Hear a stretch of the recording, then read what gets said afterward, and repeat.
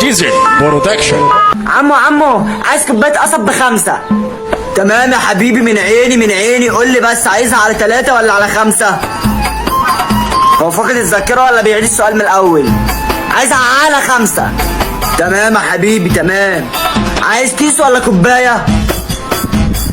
اتهيألي انا في اول الفيديو قلت له عايز كوبايه قصب ب5. مش هكسفك يا عم، هاتوا كيس وعلى 5 مش ب5. اوكي. طيب عاوزه بشطافه ولا بشاليمو؟ بص هو يعني سيبك من ان الشفاطه والشاليمو الاتنين واحد. معلش ايه الشطافه دي؟ ياض الشطافه ياض اللي بتشربوا بيها كده دي، اللي بنشرب بيها كده دي.